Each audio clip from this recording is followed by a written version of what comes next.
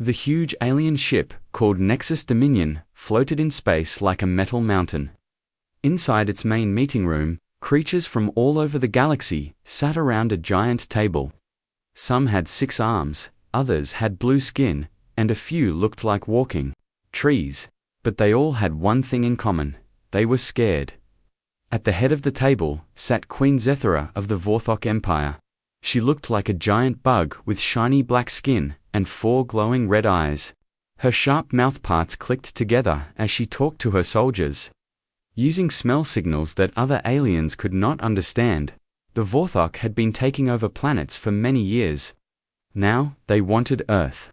"The humans will arrive soon," said Ambassador Veltar from the Xanthari Republic. His purple skin changed colors when he was nervous, and right now, it was turning dark blue. "I hope they brought their best people." Commander Thomas's from the Kelpian Confederacy shook his big head. "The humans are new to space travel. They have been flying between stars for only 50 years. How can they fight the Vorthok Empire?" Queen Zethara made a buzzing sound that meant she was laughing. "These humans live on a small blue planet. They have only one star system. We have conquered 200 systems. This meeting is just for show." The other aliens nodded. Everyone knew the Vorthok were too strong. Their ships were faster, their weapons were bigger, and they had millions of bug soldiers who did not feel fear or pain. The humans had already lost 3 small colonies. Soon, the Vorthok would attack Earth itself. "Attention all delegates," said a voice from the ship's speakers. "The human delegation is coming aboard now." All the aliens turned to look at the big metal doors. They expected to see old, wise humans in fancy clothes. Maybe generals with medals on their chests. Or perhaps scientists with gray hair and thick glasses. The doors opened with a soft hiss. A young human man walked in. He looked very small next to all the aliens. He wore a simple black suit that was a little too big for him. His black hair was neat, but not perfectly styled. He carried a small bag with computer equipment and looked around the room with wide, nervous eyes. Behind him walked a human woman in a blue military uniform. She had short hair and walked like a soldier, but even she seemed unsure. The room became very quiet. "That's it," whispered Commander Thomas's. "One boy and one soldier." The young man walked to an empty chair and sat down. His hands shook a little as he put his bag on the table. He looked maybe 19 or 20 years old. His face was smooth and kind, like someone who had never seen a real fight. Queen Zethara's eyes focused on him. Her mouthparts clicked faster. The smell signals she sent out meant she was very surprised and a little angry. "I am Queen Zethara," she said, in a voice that sounded like metal scraping against stone. "I rule the Vorthok Empire." "Who are you, little human?" The young man stood up quickly. He bowed in the human way. "Hello, Your Majesty. My name is Lee Minho. The Earth government sent me to talk with you today." His voice was soft and polite. Some of the aliens had to lean forward to hear him. "You." Queen Zethara buzzed with laughter again. "Earth sends a child to make peace with the greatest empire in the galaxy." The other aliens started talking among themselves. Ambassador Veltar's skin turned bright orange, which meant he was shocked. Commander Thomas's made a low growling sound that showed he could not believe what he was seeing. "This is insulting," said General Crix from the Dominion forces. He was a big alien that looked like a walking rock. "Do the humans think this is a game?" The woman in the military uniform stepped forward. Her name tag said, Captain Park Ji-won. She looked angry, but tried to stay calm. "Minho is here to speak for all of humanity," she said. "He has full power to make decisions for Earth." A boy, Queen Zethara, stood up. She was 3 times taller than Minho and had razor-sharp claws. "I have been conquering worlds since before this child was born. I have destroyed entire species, and Earth sends me a student." Minho looked up at the giant bug queen. He did not step back, but his face was very pale. "I know you are very powerful, Your Majesty. That's why I want to talk with you. Maybe we can find a way to avoid fighting." Queen Zethara made a sound like steam coming from a boiling pot. Avoid fighting.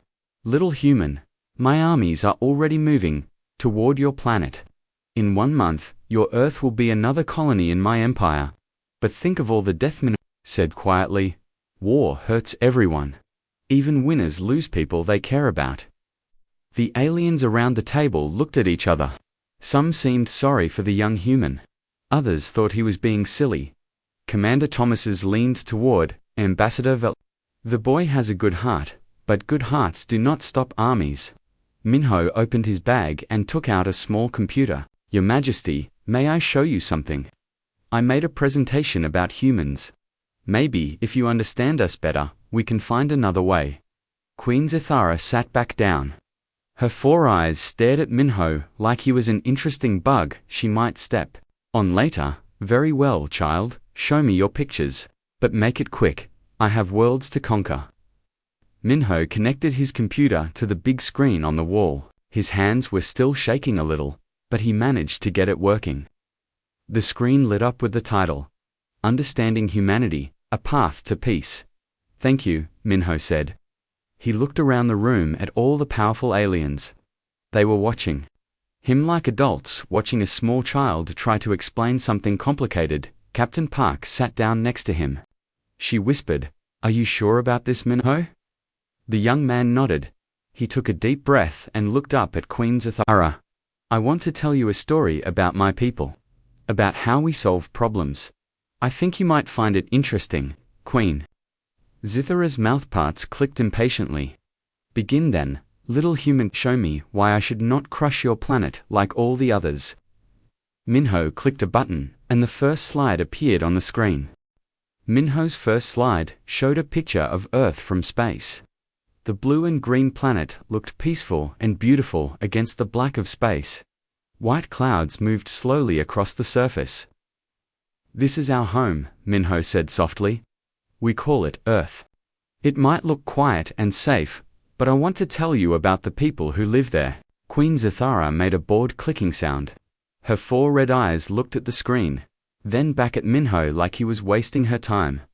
Around the table, other aliens shifted in their seats. Some looked at their own computers. Others whispered to each other. Get to the point, boy, growled General Crix. We know what planets look like. Minho nodded and clicked to the next slide. This one showed pictures of ancient human cities. There were pyramids, stone temples, and great walls that stretched across mountains. Humans have been living on Earth for a very long time, Minho explained. His voice was still quiet, but he seemed a little less nervous now. We built great cities and learned many things. We made art and music and stories. Ambassador Veltar's purple skin turned a lighter color.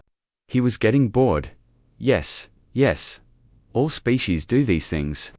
What makes humans special? Well, Minho said, clicking to another slide, the interesting thing about humans is how we solved our problems.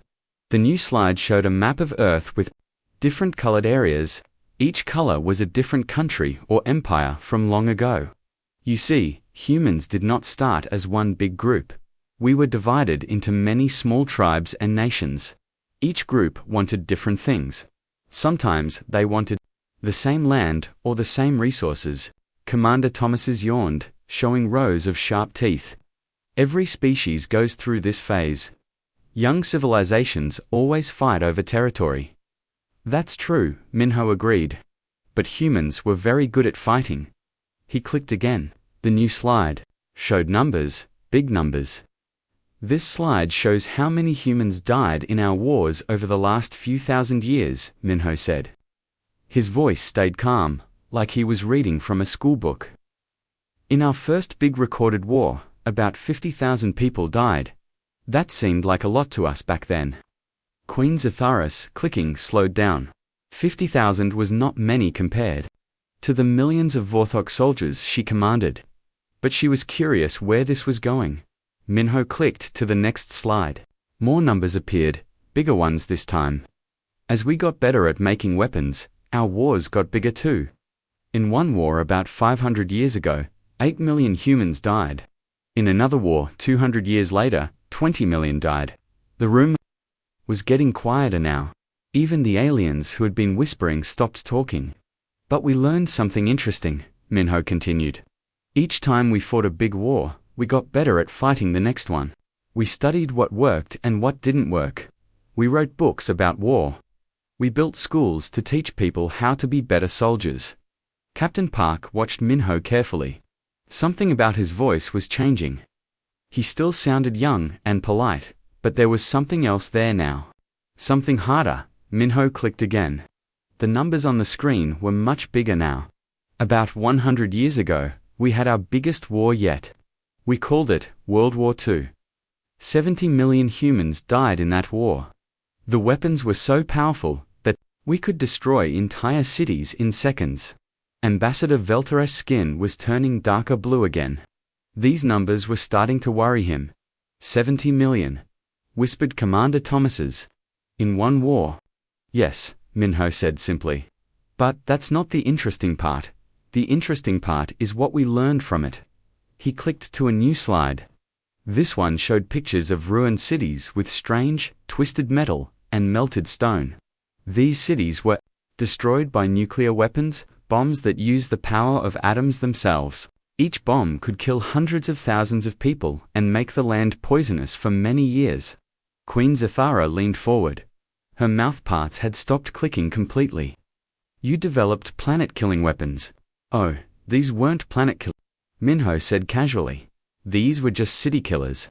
But yes, we learned how to split atoms and use them as weapons. We were very proud of ourselves. He clicked again.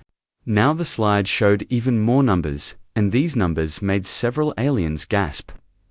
After we invented nuclear weapons, our wars got very different. In smaller conflicts over the next 50 years, we killed about 40 million more people, but we learned that nuclear weapons were too dangerous to use very often, so we got creative. The slide changed to show pictures of different kinds of weapons, guns, tanks, aircraft, and things that looked more advanced. We invented chemical weapons that could kill people without destroying buildings. We made biological weapons that could spread disease. We learned how to fight in space, underwater, and underground. We studied every possible way that thinking beings could hurt each other.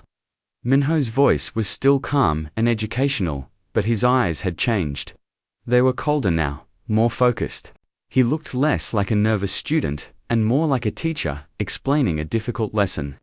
But the most important thing we learned, he continued, was how to think like our enemies.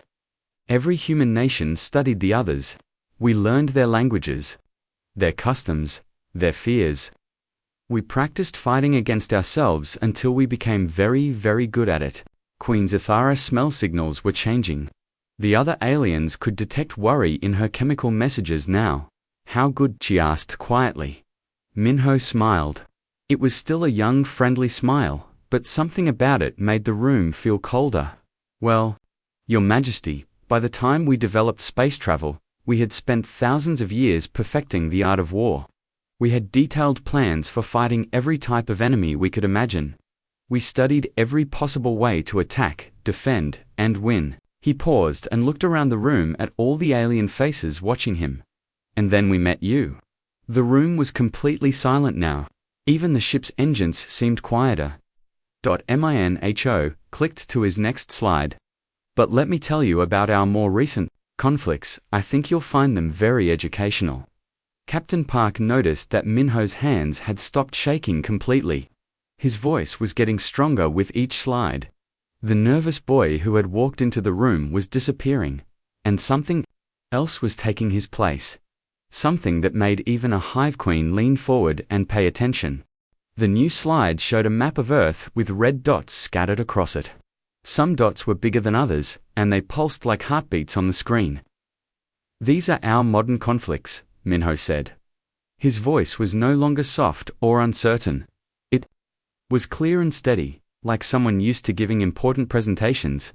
The red dots show where humans fought each other in the last 50 years. Queen Zathara counted the dots with her eyes. There were hundreds of them. So many wars on one small planet. We are very good at finding reasons to fight, Minho replied with a small smile. But these weren't like our old wars. These were different. Smarter. He clicked again. The screen now showed videos of human soldiers moving through cities. They wore dark uniforms and moved like shadows, appearing and disappearing between buildings. We learned that big armies marching in straight lines were old-fashioned. Modern warfare is about being clever, not just strong. Commander Kim Tae-young, the Vorthok military strategist, moved closer to the screen. His insect eyes focused on the moving images. He had been quiet until now, but something about these tactics caught his attention. "What are they doing?" he asked in his buzzing voice. "Urban warfare," Minho explained. "Fighting in cities is very different from fighting in open space. Have to think about every building, every street, every place where enemies might hide. These soldiers are trained to fight in places where normal armies would get lost." The video changed to show humans fighting in tunnels underground. They moved through darkness with special lights and equipment. We also learned to fight underground, in sewers, in subway tunnels, in caves, anywhere the enemy might try to hide. Ambassador Veltar's skin was now a worried dark blue. "You fight in your own cities." "Sometimes," Minho said simply. "When we have to." We learned that destroying your own cities to win a war is sometimes necessary. It's not pleasant, but it works. He clicked to another slide. This one showed graphs and charts with numbers that made the aliens shift uncomfortably in their seats. These charts show something interesting about human warfare. The more we fight, the better we get at fighting. Each conflict teaches us new lessons. The charts showed how human casualty rates had changed over time. In older wars, both sides lost many soldiers, but in recent conflicts, one side often won with very few losses, while the other side lost everything. "We call this asymmetric warfare," Minho continued. "It means fighting in ways your enemy doesn't expect. Instead of matching their strength, you find their weaknesses." Commander Kim leaned forward even more. As a military planner for the Empire, he understood the importance of what he was hearing. "Give us an example," he demanded. Minho nodded and clicked again. The screen showed a desert with small groups of humans hiding behind rocks and in caves. In this conflict, a big army with tanks and aircraft tried to control a desert region. The local humans had no tanks, no aircraft, almost no heavy weapons. The video played, showing the big army moving through the desert in long columns. The small group of humans studied their enemy. They learned when the big army moved, where they got their supplies, how they communicated. Then they attacked the supply trucks instead of the soldiers. The video showed explosions along a road. Trucks carrying food and fuel were destroyed, but no soldiers were hurt. After a few months, the big army started running out of food and fuel. Their soldiers got hungry and tired. Their machines broke down and couldn't be fixed. The video showed frustrated soldiers trying to repair broken tanks while looking over their shoulders for attacks that never came.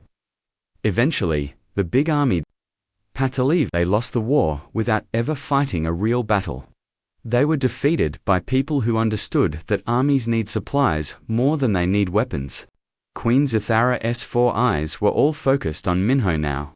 Her smell signals had changed again. This time they carried sense of interest mixed with growing concern. "Clever," she admitted. "But tricks like this only work against stupid enemies." "That's true," Minho agreed. "So we developed different tricks for smart enemies." The next slide showed something that made several aliens stand up from their chairs.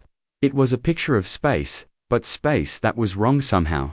Stars were dim, or missing entirely, and strange dark shapes moved between planets. "This is what we call resource denial," Minho explained calmly. "If an enemy wants to take your territory, you make sure the territory isn't worth taking." Commander Kim's wings buzzed anxiously. "What did you do to that system?" "We removed the star," Minho said, like he was talking about moving furniture. "It was an old star anyway, almost ready to die. We just helped it along and redirected the energy for our own use." The room was completely silent except for the sound of alien breathing getting faster. "You can kill stars," whispered Ambassador Veltar. "We can do many things," Minho replied. We had to learn quickly. Once we realized we weren't alone in the galaxy. He clicked again. The new slide showed detailed plans with numbers and diagrams that hurt to look at. We also learned about psychological warfare. Sometimes the best way to win is to make your enemy too scared to fight. Captain Park was watching Minho with wide eyes. The young man she had escorted to this meeting was gone completely now. In his place sat someone who spoke about destroying stars, like other people talked about the weather. Psychological warfare works best when your enemy understands exactly what you can do to them, Minho continued. Fear of unknown punishment is powerful, but fear of known detailed punishment is much stronger. Queen Zathara was no longer lounging.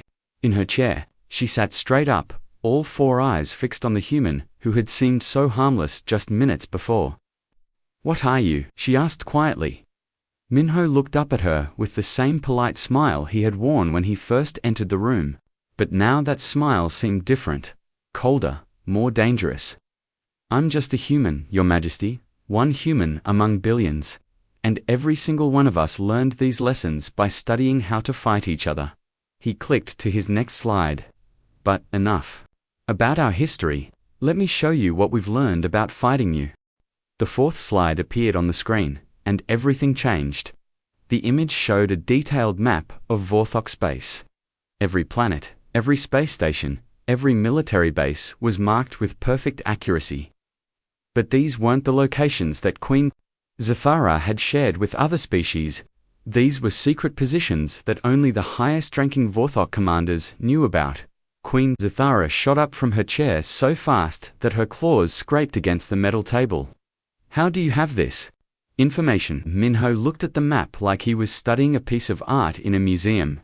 "Oh, we've been watching you for quite some time, Your Majesty. Ever since you started moving toward our space." He clicked a button on his computer. The map zoomed in on one of the Vorthok worlds. The planet was covered with detailed markings, showing military factories, breeding centers, and weapon storage areas. "This is Korthok Prime, your main military production world. You make 60% of your warships there. The factories are located here, here, and here." Minho pointed to spots on the map with casual precision. "You have approximately 4 million worker drones and 50,000 warrior drones protecting it." Commander Kim's wings were buzzing so fast they were almost invisible. "That information is classified at the highest levels. How could humans possibly know it?" "We're very good at gathering information," Minho replied calmly. "It's amazing what you can learn when you really try." The map changed again, showing another Vorthok world.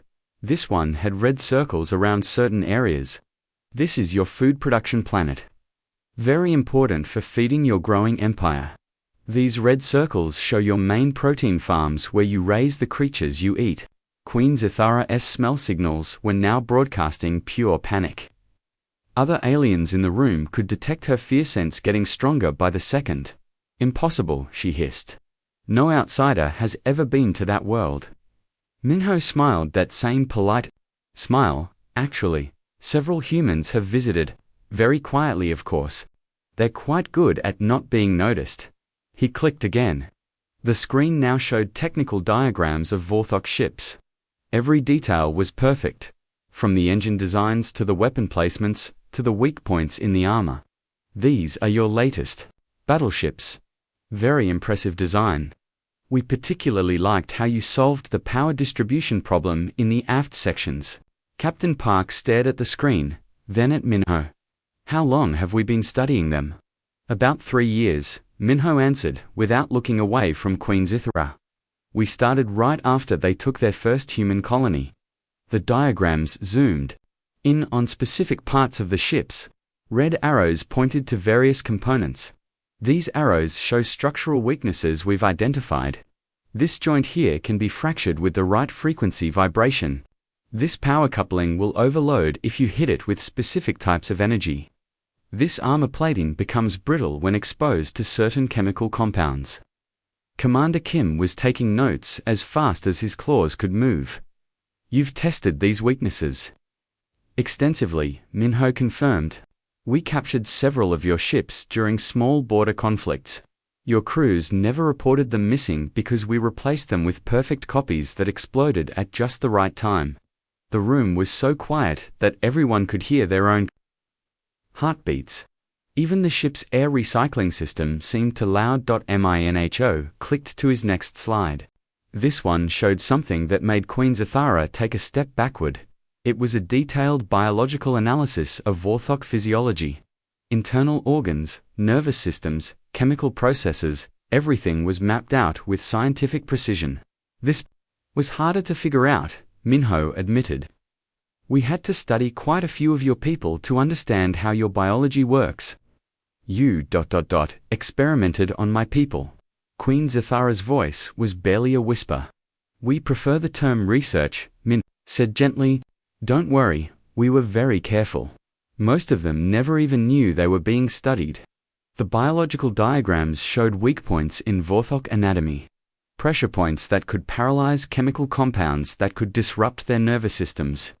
Frequencies that could cause pain or confusion. The interesting thing about your species, Minho continued, in the same conversational tone, is that you're all connected to your hive queen through pheromone signals. Very efficient for coordination, but it creates interesting tactical opportunities.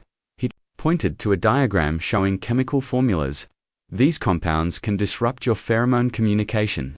Spray them in the air, and your soldiers lose contact with their commanders. They become confused and frightened without guidance. Queen Zathara was backing away from the table now. Her 4 eyes were wide with terror, and her smell signals were so strong that several aliens had to cover their breathing apparatus. But the really clever part, Minho said, advancing to the next slide, is what happens when we target the Queen herself. The new image showed a detailed scan of Queen Zathara's own biology, her organs, her brain structure, even the special glands that produced her command pheromones. Everything was mapped perfectly. You see, if something happens to the Hive Queen, the entire empire falls apart. Billions of Vorthok become lost and helpless without their guiding intelligence. Minho looked directly at Queen Zathara. His young face showed no anger, no hatred, just calm professional interest. We know exactly how your command glands work, Your Majesty. We know what chemicals disrupt them, what frequencies shut them down, what biological agents can target them specifically. Queen Zathara tried to speak, but only clicking sounds came out. Her legs were shaking so badly she could barely stand. Of course, Minho continued pleasantly, we would never want to hurt you. That would be terrible for everyone. But it's good to understand all your options in a negotiation. Ambassador Veltar's skin had turned completely black with fear. What are you? Minho turned to look at him with those same cold, calculating eyes that had replaced his earlier nervousness. I should probably introduce myself properly, he said with a slight bow. I'm not actually a student. My name is Dr. Lee Minho, and I'm the Director of Strategic Warfare Planning for the Terran Defense Force. He paused, letting that information sink in. I've been designing methods for fighting alien species since I was 16 years old. This presentation you're watching, it's just the basic overview. We have much more detailed plans. Queen Ziz finally found her voice. How old are you now? Minho checked his watch casually. I turned 19 last month. It's been a very productive few years. The silence that followed was so complete that it seemed like the universe itself was holding its breath. Minho clicked to his final slide. The screen filled with something that made every alien in the room freeze in terror. It was an operational plan titled Operation Queen's Gambit, Complete Neutralization of the Vorthok Empire. The plan wasn't theoretical, it wasn't a maybe someday possibility. It was a detailed step-by-step guide for destroying everything Queen Zathara had built over centuries. Deployment schedules, resource lists, timeline markers, everything was ready to go. This is our active plan for dealing with your empire, Minho said, in the same calm voice he'd used throughout the entire presentation. We can begin implementation in 72 hours. Queen Zathara stared at the screen with all 4 eyes. The plan showed simultaneous attacks on 47 Vorthok worlds. Each attack was perfectly timed and precisely targeted to cause maximum damage with minimum human losses. Impossible, she whispered. You don't have enough ships. You don't have enough soldiers. You're right, Minho agreed pleasantly. We don't have as many ships as you do. We don't have as many soldiers either, but we don't need them, he pointed to the first part of the plan.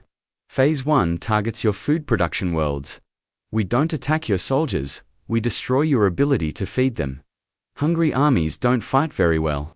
Queen Zathera's legs gave out completely. She collapsed back into her chair, her claws gripping the table so hard they left scratches in the metal. Phase 2, Minho continued, disrupts your communication networks. Remember those pheromone compounds I mentioned? We've loaded them into atmospheric processors. One deployment over each of your major worlds, and your entire command structure breaks down. Commander Kim was frantically taking notes, but his claws were shaking too much to write clearly. The logistics alone. How could you coordinate attacks across such distances? Practice, Minho replied simply. Humans have been coordinating complex operations across our entire planet for decades. Scaling up to interstellar distances just required some new technology. The plan zoomed in on Phase 3. This section made Ambassador Veltar make a choking sound. Phase 3 is what we call decapitation strikes. Minho explained with the same tone someone might use to describe a cooking recipe. We remove the leadership of each world simultaneously. Without queens to guide them, Vorthok populations become confused and helpless. You would commit genocide, Queen Zathara said in a voice barely louder than breathing. Minho tilted his head thoughtfully. Actually, no. Genocide means destroying an entire species. We would just be removing the parts of your species that pose a threat to humanity. He clicked to a detailed breakdown of casualties. The numbers were precisely calculated. Our projections show that approximately 85% of your military forces would be eliminated in the first week. Civilian casualties would be much lower, maybe 30% overall.